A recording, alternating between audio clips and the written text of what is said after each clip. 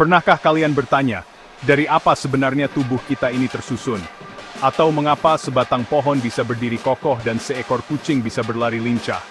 Jawaban dari semua pertanyaan menakjubkan itu terletak pada sesuatu yang sangat kecil, bahkan tidak bisa kita lihat dengan mata telanjang. Sesuatu itu bernama sel. Sel adalah unit terkecil yang menyusun setiap makhluk hidup di muka bumi ini, mulai dari bakteri yang mungil hingga paus biru yang raksasa. Mempelajari sel ibarat membuka sebuah jendela menuju dunia yang luar biasa rumit dan teratur. Ini adalah perjalanan untuk memahami dasar-dasar kehidupan itu sendiri, sebuah petualangan yang akan membawa kita pada kekaguman yang mendalam atas kebesaran Sang Pencipta, Allah SWT. Bayangkan sebuah bangunan yang megah dan kokoh. Bangunan itu tidak akan pernah berdiri tanpa adanya batu bata yang disusun satu persatu dengan rapi. Begitulah peran sel bagi tubuh kita dan semua makhluk hidup lainnya. Setiap sel adalah satu batu bata kehidupan. Namun, sel jauh lebih hebat daripada sekadar batu bata biasa. Setiap sel adalah sebuah kota miniatur yang sibuk, lengkap dengan diagram or 3D rendering of cell as city, animation of cell with various organelles labeled at stock, distrik pemerintahan, pabrik energi, sistem transportasi, dan pertahanannya sendiri.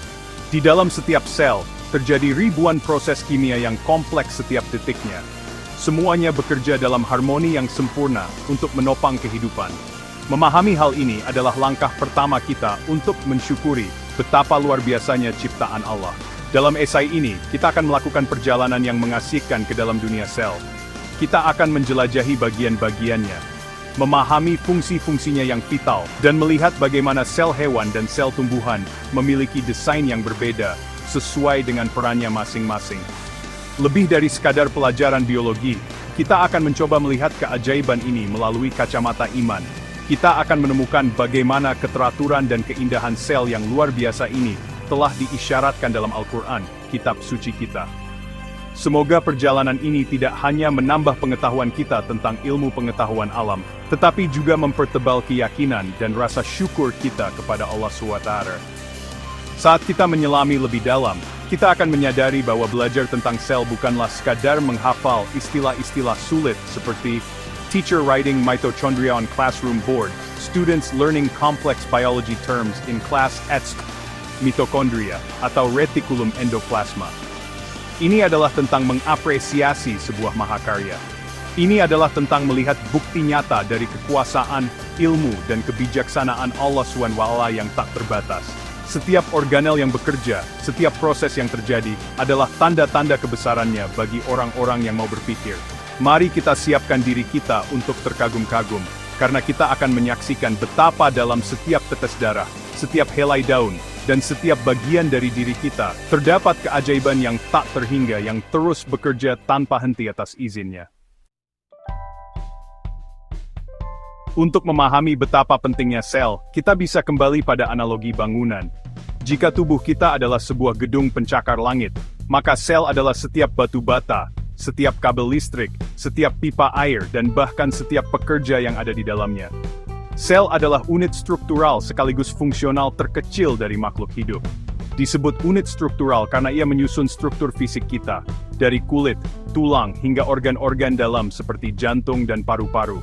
Disebut unit fungsional karena di dalam sel inilah semua fungsi kehidupan dasar berlangsung bernapas, makan, membuang sisa metabolisme, tumbuh, dan berkembang biak. Tanpa kerja keras miliaran sel ini, kita tidak akan bisa hidup.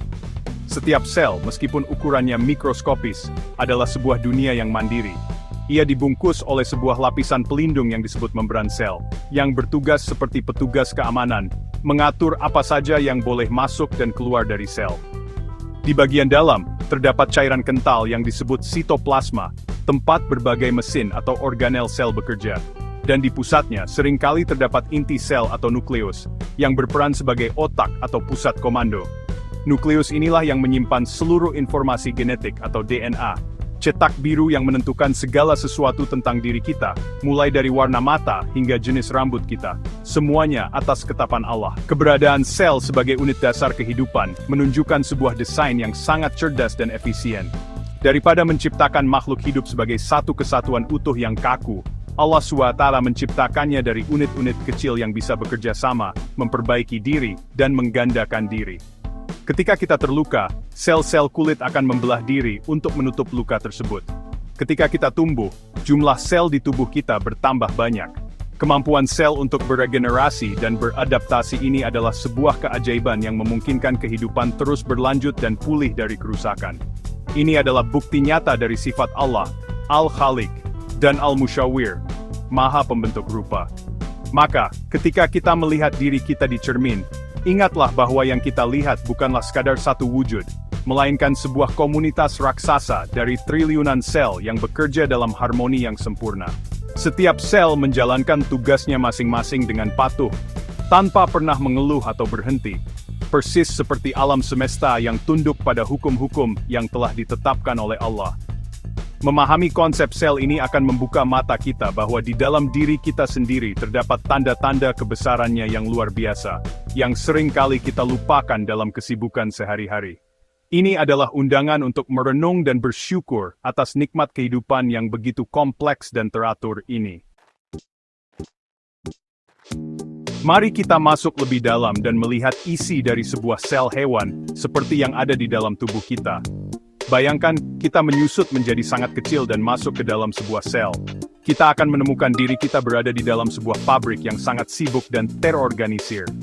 Pusat kendali dari pabrik ini adalah nukleus atau inti sel. Disinilah semua instruksi disimpan dalam bentuk DNA. Nukleus memberikan perintah untuk semua aktivitas sel, mulai dari kapan harus membuat protein, hingga kapan sel harus membelah diri. Tanpa nukleus, sel akan kehilangan arah dan tidak dapat berfungsi dengan baik, sama seperti sebuah negara tanpa pemimpin yang adil dan bijaksana. Di luar nukleus, kita akan melihat mitokondria, yang bisa kita sebut sebagai pembangkit listrik sel. Disinilah proses respirasi seluler terjadi, yaitu proses mengubah makanan yang kita makan, glukosa, dan oksigen yang kita hirup menjadi energi yang bisa digunakan sel untuk beraktivitas. Energi inilah yang membuat kita bisa berlari, berpikir, dan bahkan jantung kita bisa berdetak. Ada juga ribosom, pabrik protein yang sangat kecil namun jumlahnya sangat banyak. Ribosom menerima perintah dari nukleus untuk membuat berbagai jenis protein yang dibutuhkan untuk membangun dan memperbaiki sel, serta untuk menjalankan berbagai fungsi tubuh lainnya.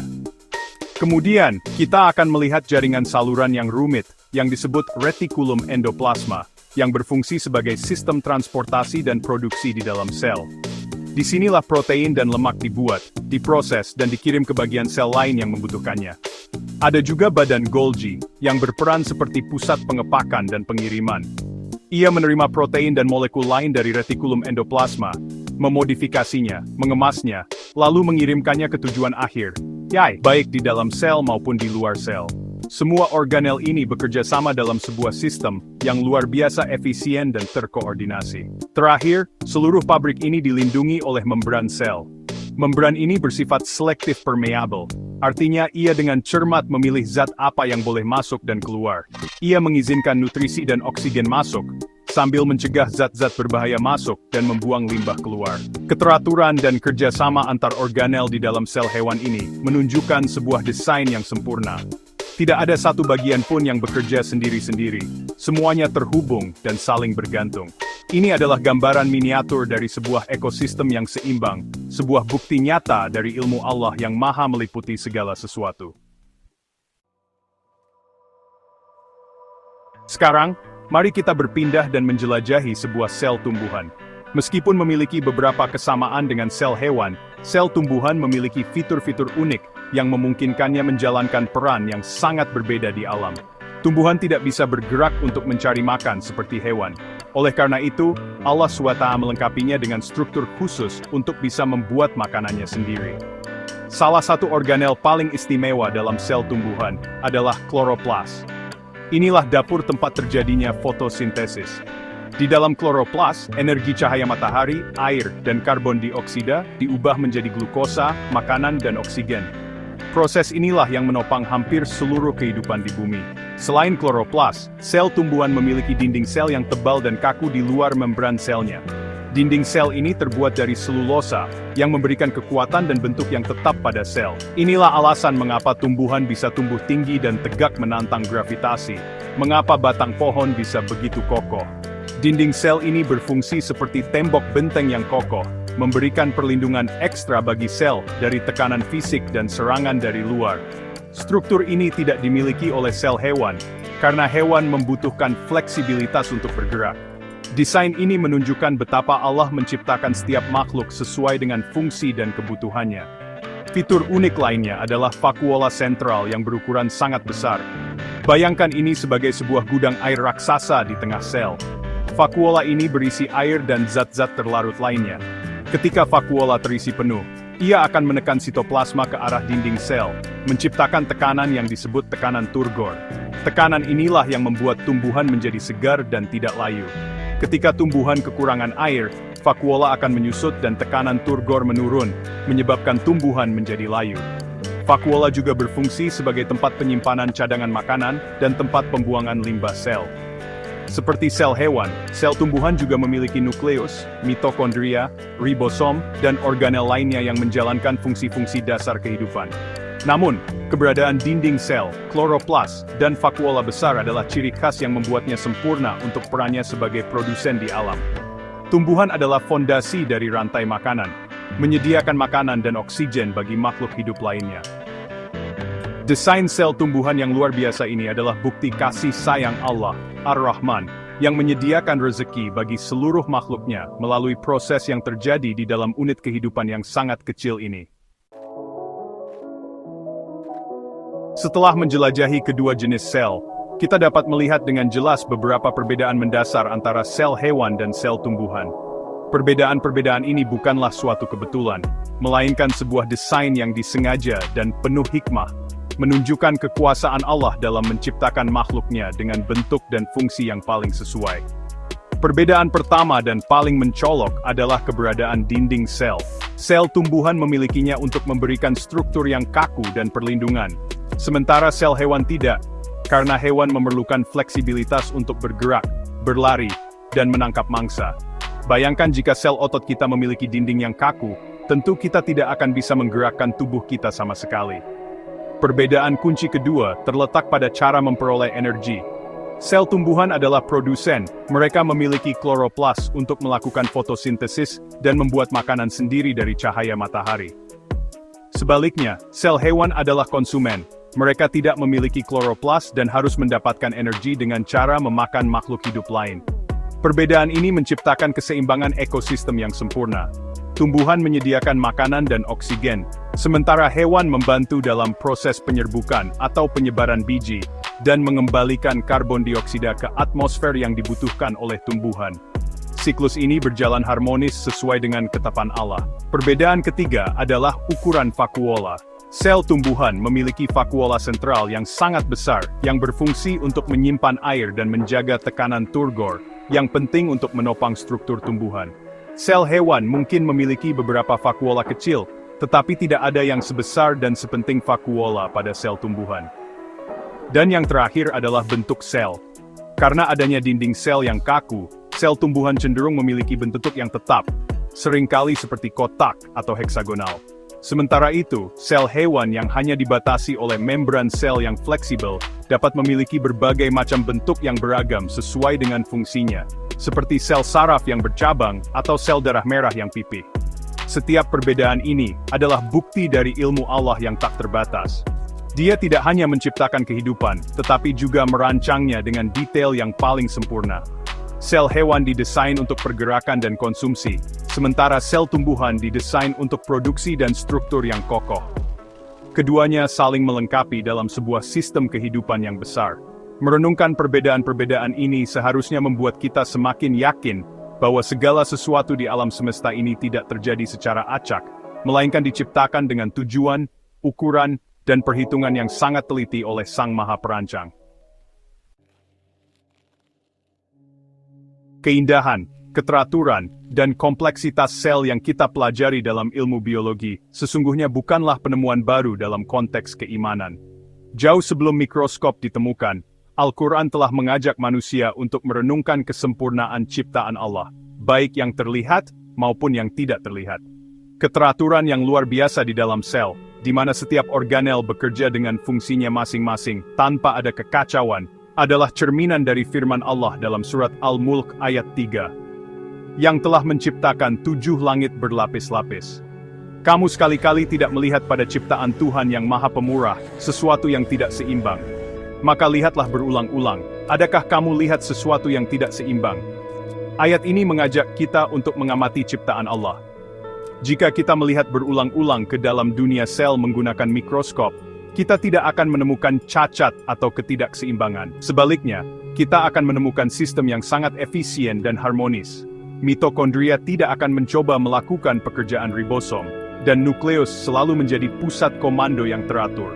Keteraturan ini adalah tanda atau ayat dari kebesaran Allah. Allah juga berfirman dalam surat Qaf ayat 6. Maka apakah mereka tidak melihat akan langit yang ada di atas mereka? Bagaimana kami meninggikannya dan menghiasinya, dan langit itu tidak mempunyai retak-retak sedikit pun. Langit yang luas tanpa cacat adalah makrokosmos, dan sel yang teratur tanpa cacat adalah mikrokosmos. Keduanya menunjukkan keagungan pencipta yang sama. Al-Quran juga menekankan bahwa segala sesuatu diciptakan dengan ukuran dan takaran yang pas. Dalam surat Al-Qamar ayat 49, Allah berfirman, sesungguhnya kami menciptakan segala sesuatu menurut ukuran. Ayat ini sangat relevan ketika kita mempelajari sel. Ukuran setiap organel, jumlah mitokondria dalam sel otot yang lebih banyak, karena butuh banyak energi, bentuk sel saraf yang memanjang untuk menghantarkan sinyal, semuanya diciptakan dengan ukuran yang presisi untuk menjalankan fungsi spesifiknya. Tidak ada yang berlebihan, tidak ada yang kurang. Ini adalah bukti dari kebijaksanaan Allah, Al-Hakim, yang merancang segala sesuatu dengan perhitungan yang paling akurat. Mempelajari sel, oleh karena itu, menjadi sebuah bentuk ibadah, yaitu tafakur atau merenungkan ciptaan Allah. Ketika seorang siswa SMP belajar tentang fungsi membran sel atau proses sintesis protein, ia sebenarnya sedang menyaksikan secara langsung bukti dari ayat-ayat Al-Quran. Ilmu pengetahuan tidak bertentangan dengan iman. Justru ilmu pengetahuan yang benar akan semakin menguatkan iman. Ia membuka mata kita terhadap keajaiban yang ada di dalam diri kita sendiri. Sebagaimana firman Allah dalam surat Az-Zariyat ayat 21, dan juga pada dirimu sendiri. Maka apakah kamu tidak memperhatikan? Memperhatikan sel adalah salah satu cara terbaik untuk memperhatikan keajaiban dalam diri kita. Selain Al-Quran, petunjuk hidup kita juga datang dari sunnah Nabi Muhammad SAW.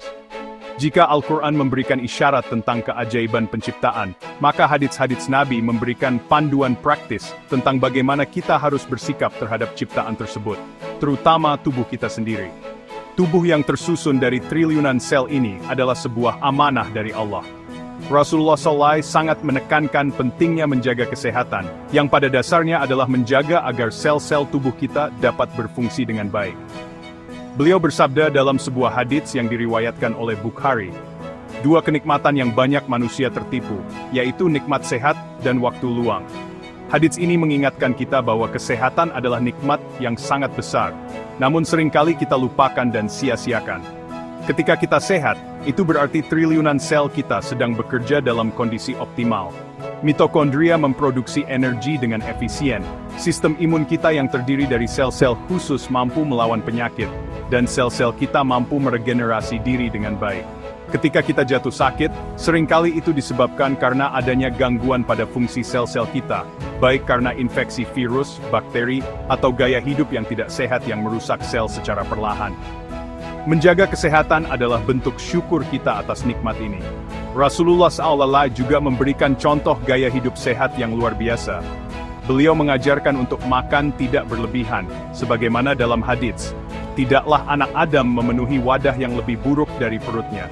Cukuplah bagi anak Adam beberapa suap yang dapat menegakkan punggungnya. Makan berlebihan akan membebani kerja sel-sel pencernaan dan dapat menyebabkan penumpukan lemak yang merusak sel. Beliau juga menganjurkan kebersihan, yang merupakan dasar untuk mencegah masuknya kuman penyakit yang dapat merusak sel. Ajaran untuk bersiwak, berwudu, dan menjaga kebersihan lingkungan semuanya adalah praktik untuk menjaga kesehatan seluler. Dengan memahami ilmu tentang sel, anjuran-anjuran Nabi ini menjadi lebih bermakna. Kita jadi paham secara ilmiah mengapa makan makanan bergizi itu penting. Karena sel membutuhkan vitamin dan mineral untuk berfungsi. Kita mengerti mengapa olahraga itu dianjurkan. Karena ia meningkatkan aliran oksigen ke sel dan memperkuat kerja mitokondria. Belajar biologi, khususnya tentang sel, seharusnya mendorong kita untuk lebih bersemangat dalam mengikuti sunnah Nabi terkait kesehatan. Ini bukan lagi sekadar perintah, tetapi menjadi sebuah kebutuhan yang kita sadari demi menjaga amanah terbaik yang Allah berikan kepada kita, yaitu tubuh yang sehat. Mempelajari keajaiban sel membawa kita pada dua kesadaran penting, rasa syukur yang mendalam dan rasa tanggung jawab yang besar. Rasa syukur muncul ketika kita menyadari betapa luar biasanya tubuh yang kita miliki. Setiap detik, tanpa kita sadari, dan tanpa kita perintah, triliunan sel bekerja tanpa henti untuk menjaga kita tetap hidup. Jantung kita berdetak, paru-paru kita bernapas, otak kita berpikir. Semua itu adalah hasil.